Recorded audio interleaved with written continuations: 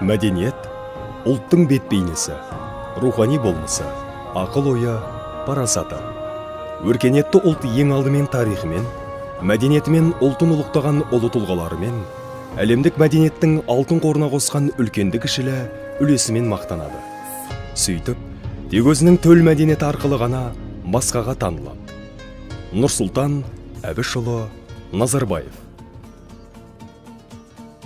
Елбасы Нұрсұлтан Әбішұлы Назарбаевтың болашаққа бағдар рухани жаңғыру және ұлы даланың жеті қыры атты бағдарламалық мақаласын іске асыру аясында ұлтымыздың рухани мұрасымен тамыры терең ұлттық мәдениетімізді өркендету мақсатында арнайы ұлттық өнер факультеті ашылып, мақсатты түрде өз жұмысын бастады.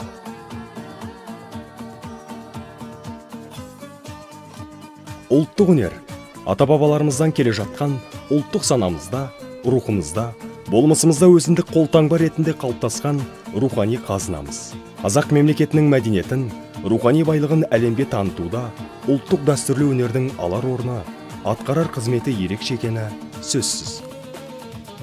Төл тарихын білетін, бағалайтын және мақтан ететін халықтың болашағы зор болары хақ.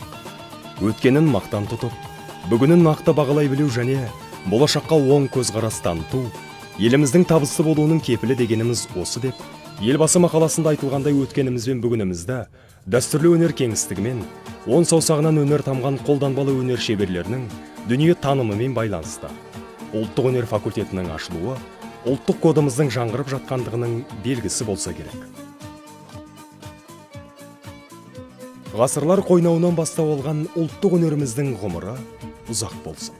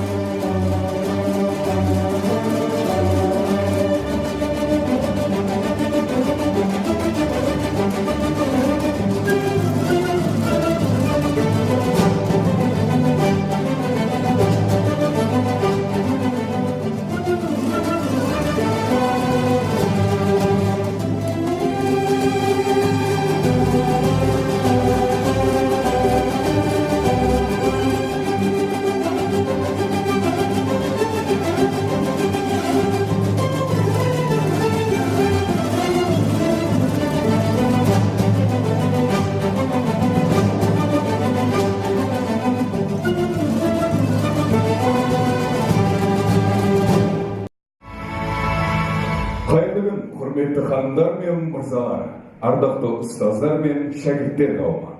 Добрый день, уважаемые дамы и господа, почтенные зрители. Ұлттық өнер ата-бабаларымыздан келе жатқан ұлттық санамызда, рухымызда, болмысымызда өзіндік қолтаңба ретінде қалыптасқан рухани қазынамыз. Безусловно, роль национального традиционного искусства в популяризации культуры и духовного богатства казахского народа занимает особое место. Елбасы Нұрсұлтан Әбішұлы Назарбаевтың ұлы даланың жеті қыры атты бағдарламалық мақаласын іске асыру аясында халқымыздың рухани құндылықтары мен тамыры тереңде жатқан ұлттық мәдениетімізді өркендету мақсатында республикамызда арнайы тұңғыш рет құрылған ұлттық өнер факультетінің ашылу салтанатына қош келдіңіздер. Сахна төріне Темірбек Жүргенов атындағы Қазақ ұлттық өнер академиясының ректоры, Қазақстанның еңбек сіңірген қайраткері, PhD докторы Асхат Максимұлы Майкеловті шақырамыз. Ағайын, қадірменді қонақтар, бүгін біздің ұланғайыр мемлекетіміздің мәдени кеңістігінде, рухани өмірінде ерекше күн, елеулі уақиға деп ойлаймыз. Себебі жаңа ғана деректі фильмнен көрдіңіздер. Елбасы Нұрсұлтан Әбішұлы Назарбаевтың ұлы даланың жеті қыры мақаласындағы бүкіл механизмдерді, көтерілген мақсат міндеттерді жүзеге асыру үшін осы факультетті құру қажеттілігі туындап, мінекей бүгін сіздермен біздер сол тұсауын кесіп отырмыз. Елімізге танымал ұлттық статусы бар жоғары оқу орындарының басшылары келіп отыр, ректорлар келіп отыр, және біздің сол ұлттық музыкалық өнерімізде, ұлттық мәдениетімізде, дәстүрлі музыка өнерінде еңбек етіп жүрген азаматтардың келіп отыруы әрине жүрекке сенім ұялатады. Енді осы сәтті пайдалана отырып ертең бізде 1 наурыз алғыс айту күні. Сондықтан біздің еліміздің мәдениетіне, өнеріне, руханиятына, рухани жаңғыру атты бағдарламалық мақаласы арқылы, осы ұлы даланың 7 қыры деген тарихи мақаласы арқылы үлкен серпін білдіріп отырған, әрқашан қолдау көрсетіп отырған елбасына, Нұрсұлтан Әбішұлына біз алғыс айтуымыз керек бірінші кезекте. Екінші кезекте факультетте жаңа ғана айттым, 2 кафедра негізінен дәстүрлі музыкалық өнер кафедрасы және сәндік қолданбалы өнер кафедрасы бар. Қазіргі таңда біздің еліміздің мәдениет және спорт министрі және ЮНЕСКО істер жөніндегі ұлттық комиссияның төрағасы Арслан Мұхамедиұлының өзі де уәде беріп отыр. Қазір біздің мемлекетімізде Астанада және мынау Әл-Фараби атындағы университетте ЮНЕСКО кафедрасы бар.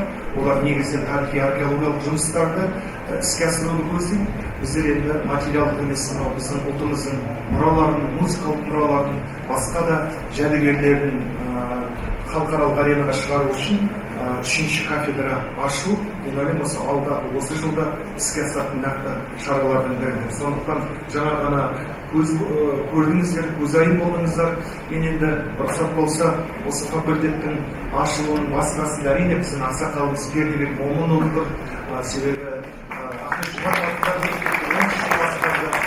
кафедра меңгерушісі еліміздің танымал азаматы, әнші Рамазан Стамғазиев, Сәуле Бапарова, Раушан Базарбаева, Естай, рұқсат болса жігіттеріміз, қыздарымыздың барлығын шақырғым келіп тұр. Осы азаматтар ары қарай осы факультеттің жұмысын жүргізеді.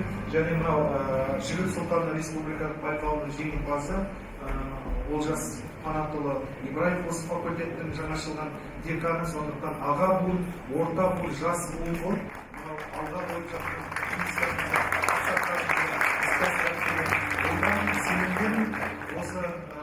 жаңа маған сұрақ қойған журналистер, жалпы осыған дейін көңіл бөлінген жоқ па деп. Көңіл бөлінді. Біздің консерваторияда ашылды кафедра, ұлттық өнер университетінде бар, Босағада да үлкен кафедра жұмыс істеп жатыр. Соның барлығын жүйелеп іске асыру. Ол 30-шы жылдардың басында Ахмет Жұбанов академик Құрманғазы оркестрін дүниеге келтірді. Одан кейін біз ұлы дирижеріміз, композиторымыз Нұрмұсат Бейнеев Отыр арсасын дүниеге келтірді. Олардың баласы сияқты шекпеннен шыққан Тұран, Хассап, енді еліміздің түкпір-түкпірінде осындай оркестрлер бар. Дин оркестрі, Тәттімбет, Дәулеткерей оркестрі, енді көптеген оркестрлер бар, фольклорлық ансамбльдер бар. Солардың жұмысын ары қарай жандандыру керек, оларды жаңа жас кадрлармен толықтыру керек. Сосын мынау елбасы көтерген аң стилі, қазақтың даласынан шыққан жылқылар, жалпы мынау қазір Отырар қаласын қайтадан жаңғырту, Күлтөбе, солардың барлығын жаңғырту жұмыстары жүргізіліп жатыр. Осы бір апта бұрын өткізілген алқа мәжілісінде министріміз сондай тапсырма қойылды. Бүкіл мынау тарихи қорықтар, мұражайлар, оркестрлеріміз, филармонияларымыз, театрларымыз, жаңа ұлттық операмыздың табыстарын көрдіңіздер. Соның барлығын кеудеге әлемге таныту үшін мамандар керек, магистранттар керек, докторанттар керек. Сондықтан мақсатта сол болды. Сол жұмыстардың барлығын оқу процесінде, ғылыми шығармашылық жұмыста жүйелеп, кәсіби деңгейде халықаралық аренаға шығарды. Осы 2-3 ай бұрын ғана студенттеріміз біздің Еуропаны аралап келді. Бұйыртса 22-23 күні біз әрі Димаштың концертіне, наурыз концертіне өткізеді және Мәскеудегі біздің Қазақстанның елшілігі, Ресейдегі арнайы биыл ұлы даланың 7 қыры мақаласының шеңберінде наурызды бір ерекше сән-салтанатымен өткізіліп жатыр. Сондықтан осы факультетті арнайы соған қонақ ретінде шақырды. Біз 1 сағат жарымдық концерттің сол жерге бара жатырмыз. Сондықтан осындай ұланғайыр істер көп күтіп тұр бізді.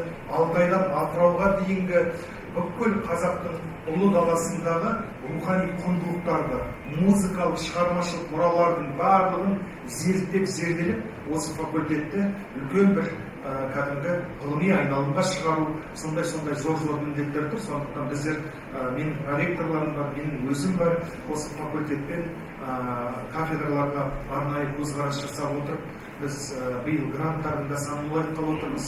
Біз енді Қазақстанда санаулы ғана сыбызғышы, соның бірі Бірегей Талғат Мұқышев осы факультетте жұмыс жасап жатыр кафедрада. сол Талғат Башқұртстанға барып жүр, өзі үйреніп, әрі кандидат диссертациясын қорғап, сыбызғышыл өнерге байланысты. Сондықтан 4-5 сыбызғышы алғымыз келеді. Жыраулық мектеп болу керек. Әлі есімде, мұнда қазір мына эстрада цирк колледжінің басшысы отыр, жаңа басшысы Мырзахан ағамыз. Сол 67 жылы Ғарифолла Құрманғалиев пен Жүсіпбек Елебеков біз домбыра сыныбын ашып, балаларды тәрбиелейін деп жатырмыз. Оларға диплом береміз деген кезде елдің бәрі күліпті. О заманда бұл заман дәстүрлі әншілерді оқытады деген не сонда ол? Қалай оқытасыңдар оны? Ол бала туатын нағыз таланттар болу керек деп ойлайды. Сондықтан біздің сол екі ақсақалымыз ештеңеге қарамай сол эстрада цирк студиясынан бастады. Және оны ғылыми түрде түсірді. Қазір айтыс ақындарында сондай дәрежеге тұр. Себебі мынау айтыстың ақтаңгер жұлдыздары Меліс Қосынбаев болсын, Мұхамеджан Назарбеков болсын, Аманжол Әлтаев болсын, Бекарыс Шойбеков болсын, олардың бәрі ғылыми дәрежесі бар, интеллектісі бар. Кәдімгі қазақтың бүкіл фольклорын, ауыз әдебиетін, дәстүрлі өнерін жатқа білетін азаматтар. Сондықтан осы сәтті пайдалана отырып, мына Бердібек аға, сіздің ақсақал бастаған факультетке мынандай бір символикалық жағдайда мен эстафетін ұсынғым келеді. Және рұқсат болса домбыраны әкеле қойыңыздар. Бізде Болат Сарыбаев деген ағамыз. Енді бүгін шама келгенше экраннан көрсетеміз. Сол бүкіл ұлы тұлғаларымызға тағзым етуіміз керек. Сол жинаған небір аспаптар бар тірлікке. Солардың барлығын жинап отырған біздің республикалық мемлекеттік ықылас атындағы музыкалық аспаптар мұражайы бар. Содан бүгін арнайы алдыртып, қала әкімдігі қолдап, Ақан серінің домбырасы менің қолымда ұстады. Біздер профессорлармен келіскенбіз, тек қана студенттер ән шашаттық, бірақ енді Рамазан сол Жүсекендердің, Манарбектердің, Ғарекеңдердің жалғасы ізі осы домбыраны қолына алып, Ақан серінің бір әнін міндетті түрде әуелету керек қазір.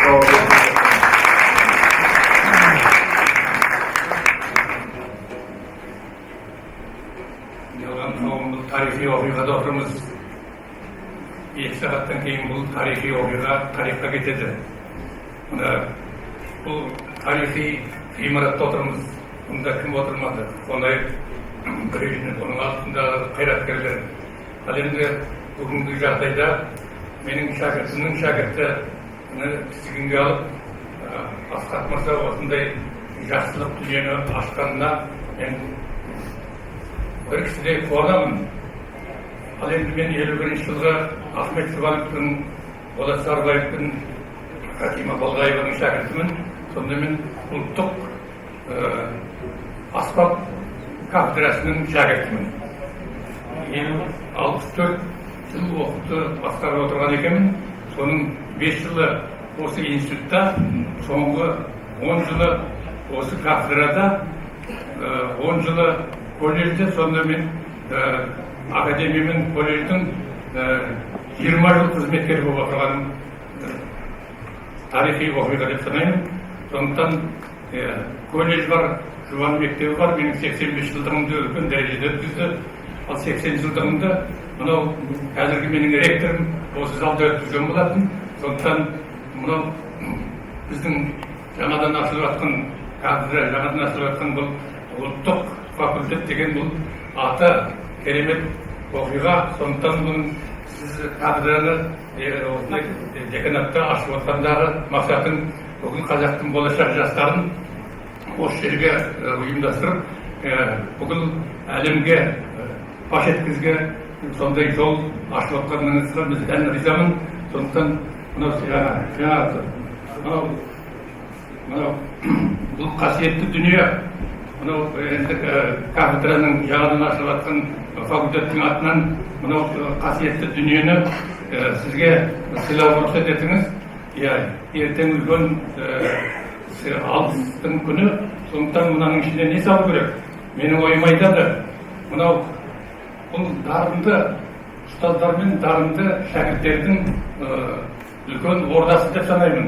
Ал енді дарындының ішінде дарынды балалар бар. Сол дарынды балалардың фамилиясы осында жылма-жыл осының ішінде сала беріңіздер. Осы толған уақытта бұның дәрежесі бүкіл әлемге тарайды. Сол дарынды адамдардың, болашақ дарынды жастардың фамилиясы осының ішінде сөйлесін деп ойлаймын. университетте кәсіптік дайындық деген мамандық бар, мұғалімдер дайындайды. Сол кісілердің туындыларын мен енді алып келдім сіздерге. Тұлпарша шапсын, сіздердің факультеттеріңіз іші гүлге толы болсын.